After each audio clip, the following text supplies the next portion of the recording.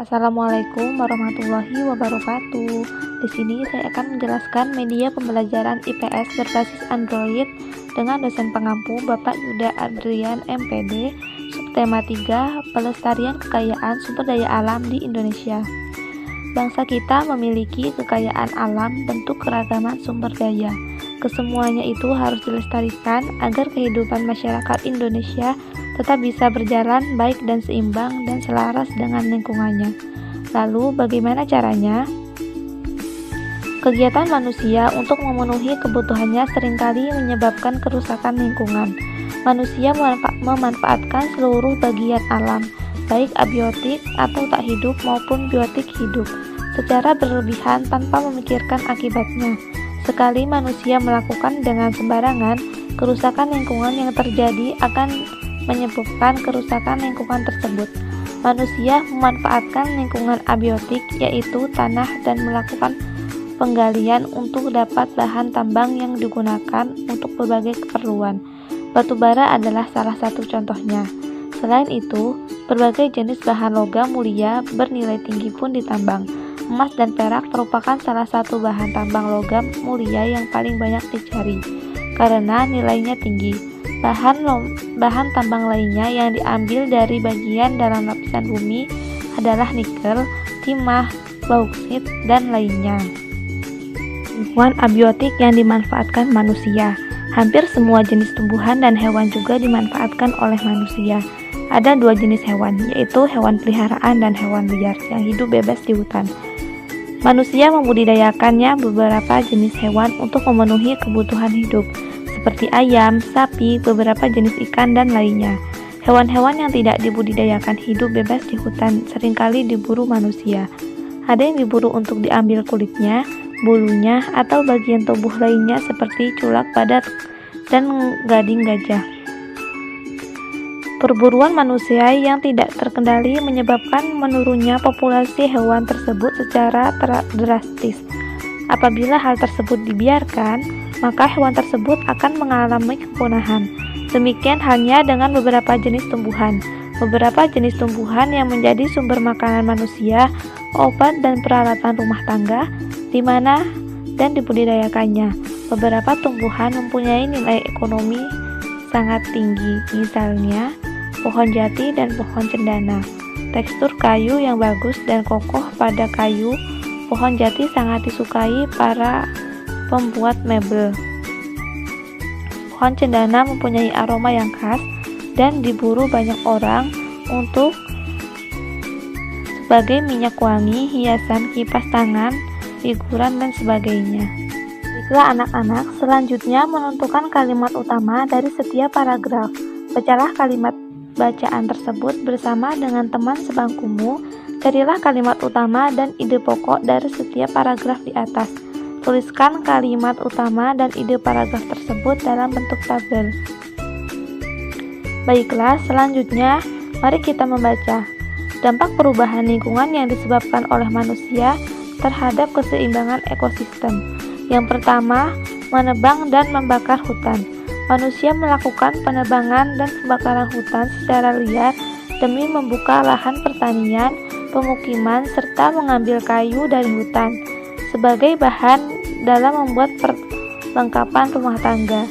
Sehingga kegiatan tersebut tentu saja membuat hutan menjadi gundul.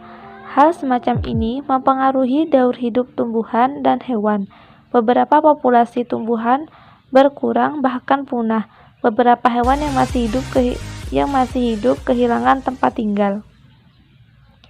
Yang kedua, menggunakan bahan kimia dan pestisida secara berlebihan. Salah satu contoh penggunaan bahan kimia adalah menggunakan deterjen sebagai bahan pembersih.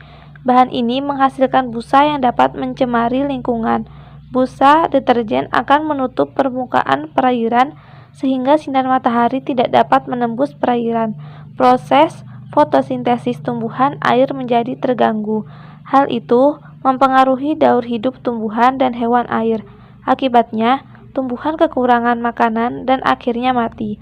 Contoh lainnya adalah penggunaan pestisida yang berlebihan untuk memberantas hama tanaman yang dapat membunuh hewan lain yang lebih menguntungkan. Yang ketiga yaitu eksploitasi sumber daya laut. Eksploitasi sumber daya laut ini umumnya berupa kegiatan pengeboran minyak di laut. Kegiatan ini dapat menyebabkan pencemaran apabila terjadi kebocoran sehingga penyebab minyak mencemari laut. Sinar matahari yang dibutuhkan dalam proses fotosintesis tanaman air akan terhalang oleh minyak yang menutupi pemukiman, sehingga jumlah oksigen berkurang dan hewan laut kesulitan bernapas. Hal ini akan mengganggu ekosistem laut dan daur hidup serta tumbuhan laut. Yang keempat, ada perpisahan penduduk. Perpisahan penduduk mengakibatkan daerah yang didatangi menjadi sangat padat akibat jumlahnya pemukim yang berbatas. Hal ini akan memicu terbentuknya pemukiman kumuh yang mempengaruhi kualitas kesehatan manusia dan menyebabkan pencemaran lingkungan semakin meningkat sehingga dapat mengganggu kesehatan ekosistem. Yang kelima, penggunaan kendaraan bermotor. Dalam menjalankan kendaraan bermotor dibutuhkan bahan bakar, baik itu bensin maupun solar. Namun, bahan bakar baik tersebut menyebabkan polusi udara. Bahan bakar tersebut akan menghasilkan gas karbon dioksida sehingga bumi menjadi semakin panas. Akibatnya, banyak makhluk hidup yang sulit beradaptasi. Beberapa di antaranya mereka akan mati sehingga akan menggunakan keseimbangan ekosistem. Yang keenam, perburuan liar. Sebagian manusia gemar melakukan perburuan liar terhadap hewan dan tumbuhan dengan tujuan tertentu. Perburuan tersebut dapat mengakibatkan kelangkaan hewan dan tumbuhan. Jika tidak dihentikan, perburuan liar dapat mengakibatkan kepunahan. Akibatnya, keseimbangan ekosistem dan daur hidup hewan menjadi terganggu. Yang ketujuh, perusakan terumbu karang. Terumbu karang merupakan rumah bagi hewan-hewan laut. Warnanya yang indah membuat sebagian kalangan mengambilnya untuk dijadikan hiasan. Pengambilan ini tentu mengancam keberadaan terumbu karang. Apalagi terumbu karang membutuhkan waktu yang sangat lama untuk dapat berbentuk kembali. Akibatnya, ikan-ikan kehilangan tempat tinggal. Ekosistem laut dan daur hidup hewan laut pun menjadi terganggu. Jika dibiarkan lambat laun, ikan-ikan akan punah. Ayo berlatih. Kamu telah membaca bacaan dampak perubahan lingkungan yang disebabkan oleh manusia terhadap keseimbangan ekosistem. Temukan informasi-informasi penting pada bacaan tersebut, kemudian lengkapi peta pikiran berikut. Sekarang ini, banyak perilaku dan kegiatan orang-orang di sekitar kita yang justru merusak lingkungan alam. Apa saja perilaku dan kegiatan yang merusak lingkungan tersebut? Carilah jawaban pertanyaan tersebut dengan pertanyaan kepada narasumber di sekitarmu. Kamu dapat bertanya kepada orang tuamu, bapak atau ibu guru, ataupun orang-orang di sekitarmu. Mengingat betapa besar ketergantungan kehidupan kita terhadap beberapa sumber energi, maka sudah sepantasnya lah kita dapat berhemat. Kesadaran untuk berhemat energi harus dimulai dari diri sendiri dan sejak dini. Dapat dimulai dengan melakukan kebiasaan-kebiasaan dalam kehidupan sehari-hari.